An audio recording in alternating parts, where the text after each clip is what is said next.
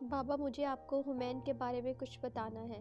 رئیسہ کی منمناتی آواز پر سالار بیرونی دروازے سے نکلتے نکلتے ٹھٹک گیا تھا اور اس وقت واک کے لیے نکل رہا تھا اور رئیسہ ہمیشہ کی طرح اسے دروازے تک چھوڑنے آئی تھی۔ سالار کو اچنبھا ہوا تھا، وہ کبھی کسی کی شکایت نہیں کرتی تھی اور حمین کا شکایت کا تو سوال ہی پیدا نہیں ہو سکتا اور اس کی سب سے بڑی رازدان تھی۔ سالار نے کچھ غور اور حیرانی سے دیکھتے ہوئے پوچھا، کیا بتانا ہے؟ رئیسہ نے جواب دینے کے بجائے پلٹ کر لاؤنج کی طرف دیکھا جہاں سے حمین کی آوازیں آ رہی تھیں۔ وہ امامہ سے باتیں کر رہا تھا۔ کچھ ہے جو میں آپ کو بتانا چاہتی ہوں، اس نے سرگوشی نما آواز میں سالار سے کہا۔ اس بار سالار نے اس کا ہاتھ پکڑا اور دروازہ کھول کر باہر جاتے ہوئے اس سے کہا، آؤ ہم واک کے لیے چلتے ہیں۔ اسے اندازہ ہو گیا تھا وہ گھر کے اندر حمین کے بارے میں بات کرتے ہوئے جھجک رہی تھی۔ رئیسہ چپ چاپ اس کے ساتھ باہر نکل آئی تھی۔ تو حمین کے بارے میں کیا بتانا چاہتی ہو؟ 5-10 منٹ کی واک اور ہلکی پھلکی گپ شپ کے بعد اس نے رئیسہ سے کہا۔ رئیسہ نے فوری طور پر جواب نہیں دیا، وہ سوچ میں پڑ گئی۔ I am not sure، اس نے کہا۔ کچھ ہے جو میں آپ کو بتانا چاہتی ہوں لیکن مجھے یہ نہیں پتا کہ مجھے بتانا چاہیے یا نہیں۔ وہ ہمیشہ اسی طرح بات کرتی تھی، ہر لفظ بولنے سے پہلے 10 دفعہ توڑ کر۔ تم مجھ پر ٹرسٹ کر سکتی ہو، سالار نے جیسے اسے تسلی دی۔ مجھے آپ پر ٹرسٹ ہے لیکن میں حمین کو بھی ہرٹ نہیں کرنا چاہتی۔ یہ اس کا سیکرٹ ہے اور یہ اچھی بات نہیں کہ میں اس کا سیکرٹ کسی کو بتاؤں۔ شاید مجھے نہیں بتانا چاہیے۔ میں پوری طرح شور نہیں ہوں، ابھی سوچ رہی ہوں۔ ایسی کیا بات ہے رئیسہ؟ سالار نے نرم آواز میں اسے خریدا۔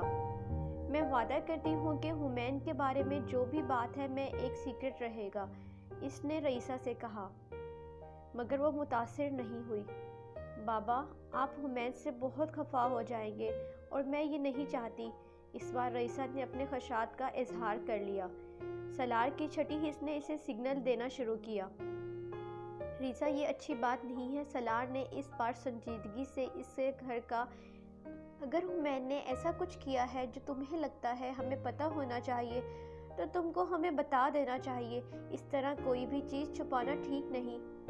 رئیسہ کی یہ پردہ پوشی سالار کو اس وقت بہت بری لگی تھی۔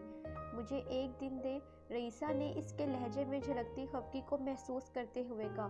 میں آپ کو کل سب کچھ بتا دوں گی۔ وہ بے اختیار گہرا سانس لے کر رہ گیا۔ انہوں نے اپنے بچوں کی پرورش زور زبردستی سے نہیں کی تھی۔ ٹھیک ہے، ایک دن اور سوچ لو اور پھر مجھے بتا دو۔ اس نے بات ختم کر دی۔ لیکن رئیسہ کے انکشاف سے پہلے ہی اسکول سے امامہ کو کال آ گئی تھی۔ اگلے دن اسکول میں انہیں حمین کے بارے میں جو بتایا گیا اس نے کچھ دیر کے لیے اس کے ہوش و حواس اڑا دیے۔ وہ جونیئر ونگ میں بزنس کر رہا تھا اور ایسی ہی ایک بزنس ڈیل کے نتیجے میں ایک بچہ اپنا بے حد مہنگا گیم گنوانے کے بعد اپنے ماں باپ کو اس لین دین کی تفصیلات سے آگاہ کر بیٹھا تھا اور اس کا پتہ اس کے والدین کی شکایت سے چلا تھا، جس کے نتیجے میں اسکول نے تحقیقات کی تھی اور حمین سکندر کو پہلا وارننگ لیٹر ایشو ہوا تھا۔ سالار کا تو دماغ واقعی گھوم کر رہ گیا تھا۔ اس بزنس کے آغاز کو بہت وقت نہیں گزرا تھا، بزنس کا آغاز اتفاقی تھا۔ اس کی کلاس میں اس کا ایک کلاس فیلو ایسے جوگرز لے کر آیا تھا جنہیں دیکھ کر حمین سکندر مچل گیا تھا۔ امامہ نے ان برانڈڈ سنیکرز کی خواہشات کو رد کر دیا تھا کیونکہ چند ہفتے پہلے حمین نے نئے سنیکرز لیے تھے۔ حمین سکندر ہر روز سپورٹ آورز میں اپنے اس کلاس فیلو کے سنیکرز دیکھتا اور انہیں حاصل کرنے کی طریقے سوچتا۔ اس نے ان سنیکرز کو بارٹر ٹریڈ کے ذریعے حاصل کرنے کی کوشش کا آغاز کر دیا، کوئی ایسی چیز جس کے بدلے میں وہ کلاس فیلو ان سنیکرز کو حمین کو دے دیتا۔ اس کا وہ کلاس فیلو حمین کو اتنے ڈائریکٹ سوال پر کچھ گڑبڑا گیا۔ اس نے کچھ تامل کے بعد حمین کو یہ بتایا تھا کہ وہ ایک کلاس فیلو کی گھڑی کو پسند کرتا ہے اور اسے اگر وہ مل جائے تو اس کے بدلے وہ سنیکر دے سکتا ہے۔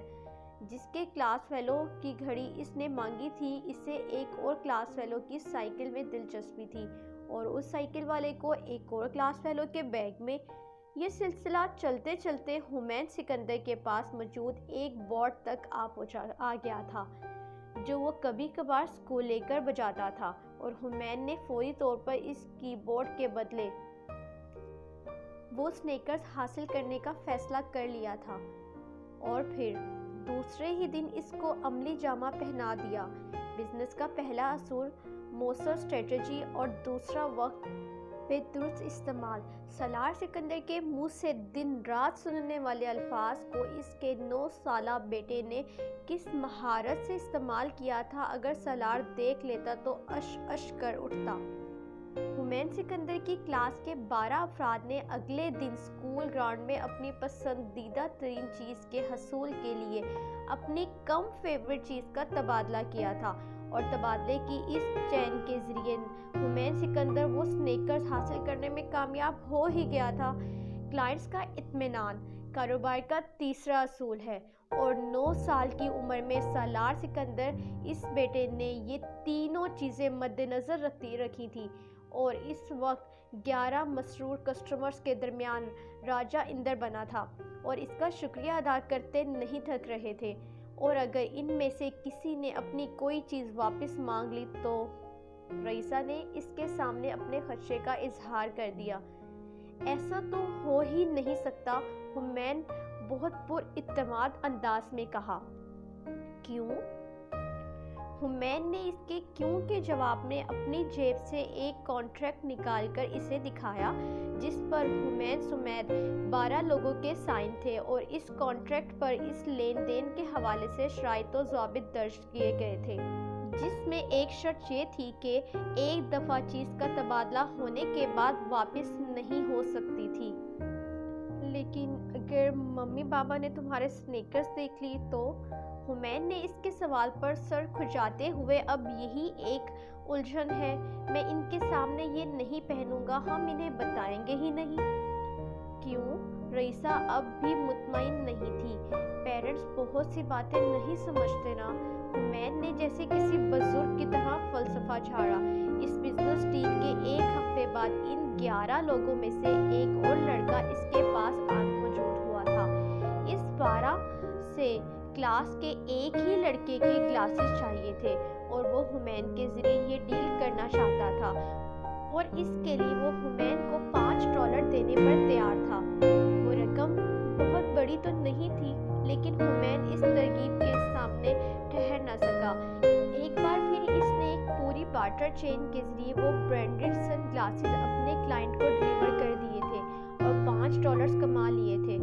یہ اس کی زندگی کی پہلی کمائی تھی، اور رئیسہ کو اس کا بھی پتہ تھا۔ وہ اس بار بھی خوش نہیں تھی۔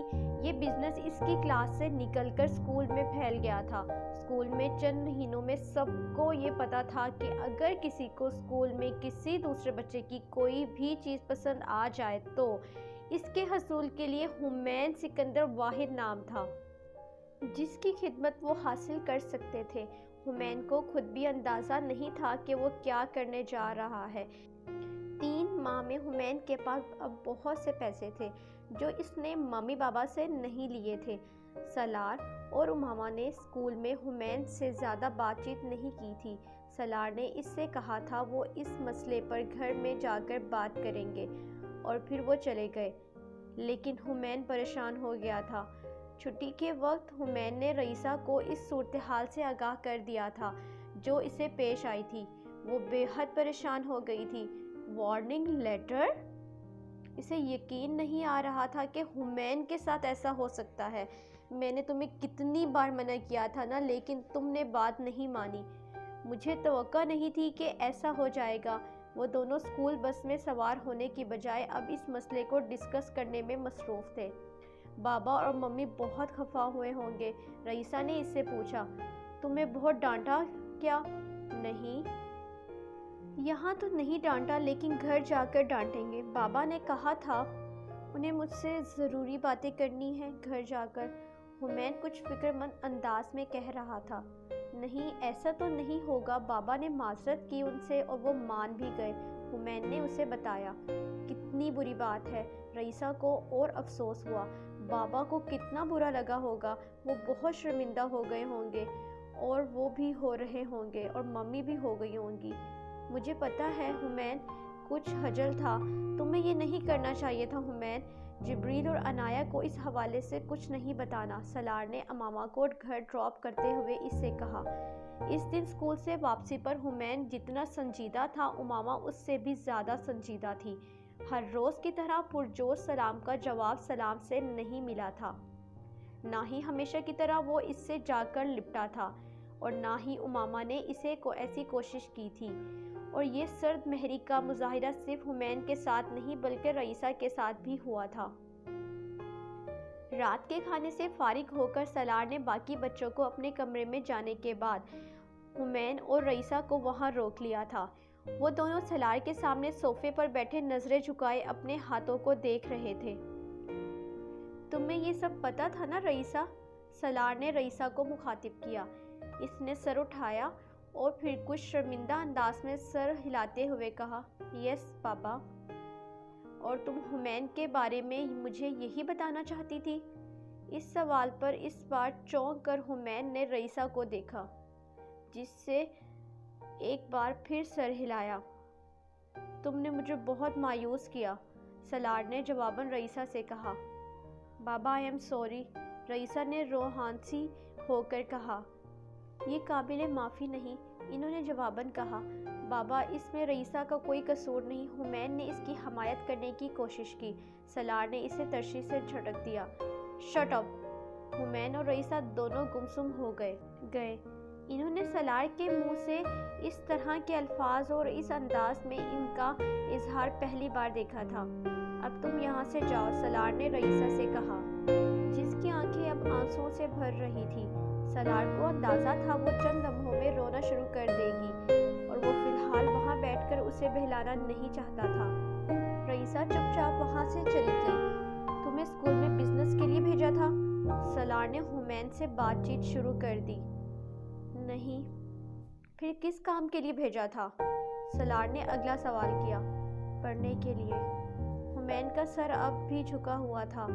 اور تم یہ پڑھ رہے ہو؟ سالار نے بے حد خفگی سے کہا۔ میں ناخوش ہوں، سالار نے اس سے کہا۔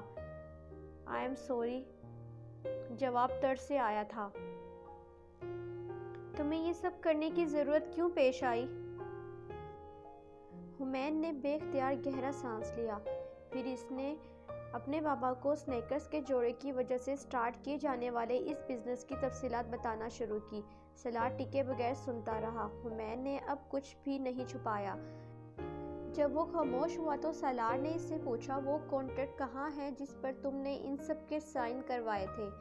حمین وہاں سے اٹھ کر کمرے میں گیا اور کچھ دیر بعد ایک فائل لے کر آ گیا۔ سالار نے فائل کھول کر اس کے اندر موجود معاہدے کے شقوں پر نظر ڈالی تو حمین سے پوچھا، یہ کس نے لکھی ہے؟ میں نے خود، اس نے جواب دیا۔ سالار اس معاہدے کو پڑھنے لگا۔ سالار متاثر ہوئے بغیر نہ رہ سکا۔ سالار نے فائل بند کی اور پھر اس سے پوچھا، اور جو رقم تم نے ان سب سے لی ہے وہ کہاں ہے؟ میرے پاس ہے، حمین نے جواب دیا۔ کچھ خرچ کی؟ سالار نے پوچھا۔ نہیں، اس نے کہا۔ پھر سالار نے سر ہلایا اور فائل اسے دیتے ہوئے کہا، اب تم ایک لیٹر لکھو گے جس میں تم اپنے ان سب کانٹریکٹ سے معذرت کرو گے اور انہیں ان کی رقم اور چیزیں لوٹاؤ گے جو تمہارے پاس ہیں۔ اس کے بعد تم وہ ساری چیزیں ان سب کو واپس تک پہنچاؤ گے جو تم نے ان سے ایکسچینج کی ہے۔ حمین چند لمحے ساکت رہا اور پھر سر ہلایا۔ اوکے، اور میں یہ کیسے کروں؟ اس نے سالار سے کہا۔ تم ایک بزنس مین ہو، تمہیں اگر وہ بزنس کرنا آتا تھا تو یہ بھی آنا چاہیے۔ سالار اٹھ کر کھڑا ہو گیا۔ اور پھر جب تم یہ کام ختم کر لو گے تو ہم دوبارہ بات کریں گے۔ تمہارے پاس 1 ہفتہ ہے۔ اسے وہاں بیٹھے بیٹھے اندازہ ہو گیا تھا کہ اس کا باپ اسے کس پریشانی میں ڈال گیا تھا۔ اس بزنس کا اگلا تجربہ حمین سکندر کی زندگی کا سب سے سبق آموز تجربہ تھا۔ وہ 1 ہفتے کی بجائے 1 دن میں یہ کام کرنا چاہتا تھا، لیکن اگلے ہی دن اسے پتہ چل گیا کہ سالار نے اسے کس کام کے لیے 1 ہفتہ کیوں دیا ہے۔ ہمین سکندر اگلے دن اسکول میں اس بزنس کے ذریعے ہونے والے بزنس معاہدوں کو ختم کرنے میں پہلی بار اسکول کے سب سے ناپسندیدہ اسٹوڈنٹ کے درجے پر فائز ہو رہا تھا۔ کامیابی انسان کو 1 سبق سکھاتی ہے اور ناکامی 10، لیکن ہمین سکندر کو 15 سکھا دیے۔ بابا آئی ایم سوری گاڑی سے اترتے ہوئے سالار کو دیکھ کر لپکتی ہوئی رئیسہ اس کے پاس آئی تھی، اور رئیسہ کی پہلی غلطی تھی جس پر سالار نے اسے ڈانٹا تھا، اور اسے کل سے یہ بات ہضم ہی نہیں ہو رہی تھی۔ سالار نے اپنی اس منہ بولی بیٹی کو دیکھا جو پروانوں کی طرح اپنے ماں باپ کے گرد منڈلا رہی تھی۔ تمہیں پتہ ہے تم نے کیا غلطی کی ہے؟ سالار نے 1 دن کی خاموشی کے بعد اس کو معاف کرنے کا فیصلہ کر لیا تھا۔ یس، مجھے آپ کو اور ممی کو سب بتانا چاہیے تھا، رئیسہ نے اپنے گلاسز ٹھیک کرتے ہوئے سر جھکا کر کہا۔ اور سالار نے مزید کھریدا، اور مجھے ہمین کو سپورٹ نہیں کرنا چاہیے تھا۔ لیکن بابا میں نے اس کو سپورٹ نہیں کیا تھا، تم نے خاموش رہ کر اسے سپورٹ کیا، سالار نے کہا۔ بابا میں نے اسے منع کیا تھا لیکن اس نے مجھے کنونس کر لیا تھا، رئیسہ نے وضاحت دی۔ اگر اس نے تمہیں کنونس کر لیا تھا تو پھر تم مجھے کیوں بتانا چاہتی تھی؟ سالار نے اس کا ہاتھ اپنے ہاتھوں میں لیا اور کہا، تم کنونس ہی نہیں ہوئی تھی، تمہارے دل میں تھا کہ ہمین ٹھیک کام نہیں کر رہا۔ رئیسہ نے سر ہلایا۔ یہ زیادہ بری بات تھی، تمہیں پتہ تھا وہ ایک غلط کام کر رہا ہے، لیکن تم نے اسے کرنے دیا اور چھپایا۔ وہ مجھ سے ناراض ہو جاتا بابا، رئیسہ نے کہا۔ تو کیا ہوتا؟ سالار نے سنجیدگی سے کہا۔ میں اسے ناراض نہیں کر سکتی، اس نے بے بسی سے کہا۔ اس کی ناراضگی اس سے بہتر تھی جتنی پریشانی وہ اب اٹھائے گا۔ تمہیں اندازہ ہے اسکول میں کتنی شرمندگی اٹھانی پڑے گی اسے اب؟ رئیسہ نے ایک بار پھر سر ہلایا۔ وہ تمہارا بھائی ہے، دوست ہے، تم اس سے پیار کرتی ہو، میں جانتا ہوں، لیکن اگر کوئی ہمیں عزیز ہو تو اس کی غلطی ہمیں عزیز نہیں ہونی چاہیے۔ وہ سر ہلاتے سن رہی تھی اور ذہن نشی کر رہی تھی۔ سالار خاموش ہوا تو رئیسہ نے سر اٹھا کر اس سے پوچھا، کیا میں اب بھی آپ کو اچھی لگتی ہوں بابا؟ سالار نے اس کے گرد بازو پھیلا کر اسے سینے سے لگاتے ہوئے اس کا سر چوما۔ یس بیٹا، رئیسہ کھل اٹھی۔ وہ ایسی ہی تھی، چھوٹی سی بات پر پریشان ہونے والی اور چھوٹی سی بات پر خوش ہو جانے والی۔ سالار نے اس فائل میں لگے کاغذات کو باری باری دیکھا۔ آخری کاغذ فائل میں رکھنے کے بعد اس نے اپنے سامنے بیٹھے ہمین کو دیکھا، فائل بند کی اور اسے واپس تھما دی۔ تو اس سارے تجربے سے تم نے کیا سیکھا؟ بہت سی باتیں، ہمین نے گہرا سانس لے کر کہا۔ سالار نے اپنی ہنسی چھپائی۔ صرف 2 باتیں بتا دو۔ بچے اچھے کلائنٹس نہیں ہوتے، اور اس نے بے ساختہ کہا۔ اور سالار نے پوچھا۔ بزنس آسان نہیں ہے، اس نے سالار سے کہا۔ درست، سالار نے اس کی تائید کی۔ پھر اس نے کہا، ہر وہ چیز جو اچھی لگے اور دوسروں کی ملکیت ہو ہماری زندگی کا مقصد نہیں ہو سکتی۔ ہماری پسندیدہ چیز وہی ہونی چاہیے جو کہ ہمارے پاس ہے، کسی دوسرے کی چیز چھیننے کا حق ہمیں نہیں۔ تمہیں پتہ ہے انسان کے پاس سب سے طاقتور چیز کیا ہے؟ اس نے ہمین سے پوچھا۔ کیا بابا؟ ہمین نے کہا، عقل، اگر اس کا درست استعمال آتا ہے۔ اور تمہیں پتہ ہے انسان کے پاس سب سے نقصان دہ چیز کیا ہے؟ کیا بابا؟ ہمین نے پھر اسی انداز میں کہا، عقل، اگر اس کا درست استعمال نہ آتا ہو تو یہ صرف دوسروں کو نہیں، خود آپ کو بھی تباہ کر سکتی ہے۔ ہمین جانتا تھا سالار کس کی عقل کی بات کر رہا تھا، وہ اس کی ہی بات کر رہا تھا۔ وہ دنیا کے 2 ذہین ترین دماغ تھے، صرف باپ بیٹا نہیں۔ 45 سال کی عمر میں وہ ایک سود سے پاک اسلامی مالیاتی نظام کا ڈھانچہ کھڑا کر چکا تھا۔ وہ رسک لیتا تھا، چیلنج قبول کرتا تھا، نئے راستے ڈھونڈتا اور بنانا جانتا تھا۔ برین ٹیومر سے لڑتے ہوئے بھی وہ اپنی زندگی کے ایک ایک دن کا بامقصد گزار رہا تھا۔